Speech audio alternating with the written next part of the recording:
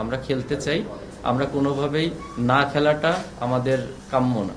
তো আমরা ক্রিকেটের ইন্টারেস্টে আমরা কালকে থেকে আবার মাঠে খেলা শুরু করছি।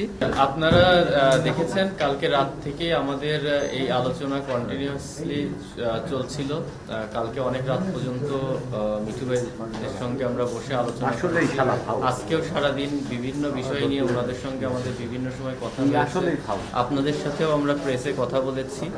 তো যে ঘটনাটা ঘটেছে সেটা কোনোভাবেই অ্যাকসেপ্টেবল না।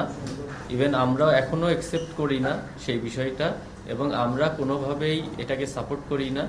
আমরা এখানে এসে বোর্ডের মিঠু ভাই, আমাদের প্রেসিডেন্ট, তারপরে হচ্ছে বোর্ডের আদার্স ডিরেক্টর ছিল, আমাদের বিপিএল এর টিম ওনারগুলা ছিল।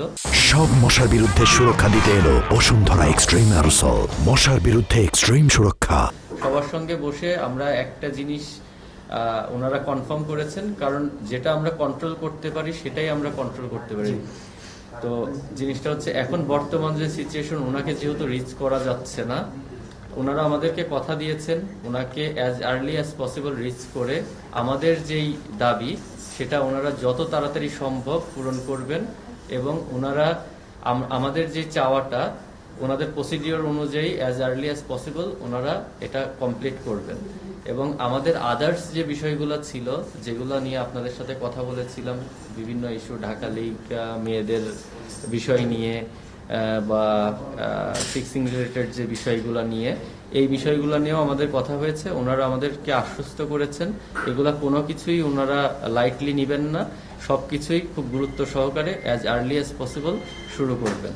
এবং আমরা কেউই ক্রিকেটের ঊর্ধ্বে না, আমরা সবাই ক্রিকেটের মঙ্গল চাই, আমরাও চাই মাঠে খেলা হোক। আমরা প্রতিনিয়ত আপনাদেরকে বলেছি আমরা খেলতে চাই, আমরা কোনোভাবেই না খেলাটা আমাদের কাম্য না। তো আমরা ক্রিকেটের ইন্টারেস্টে আমরা কালকে থেকে আবার মাঠে খেলা শুরু করছি, এবং ক্রিকেট বোর্ডের সঙ্গে আমাদের একটা হেলদি ডিসকাশন হয়েছে। ওনাদের এবং আমাদের কথোপকথনের মাধ্যমে একটা জায়গায় যেয়ে পৌঁছতে পেরেছি, যেটাতে আমি এবং আমার প্লেয়ার কোয়াবের যে মেম্বার এবং প্লেয়ারদের পক্ষ থেকে যারা এসেছিল সবাই সেটা অ্যাকসেপ্ট করেছে। Thank you.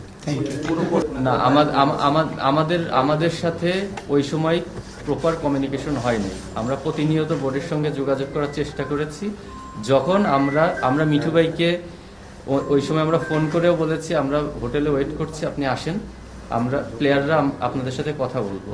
তখনও উনি বোর্ডের বিভিন্ন ইস্যুতে আটকে গেছেন, উনি আসতে পারেননি। ওই সময় আমাদের এমন কোনো জায়গায় পৌঁছাতে পারিনি যেটার কারণে আমরা দ্বিতীয়। For more updates, subscribe to our YouTube channel and click on the bell icon. Follow us on Facebook and Instagram.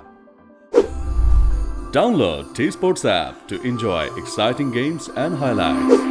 Visit tsports.com.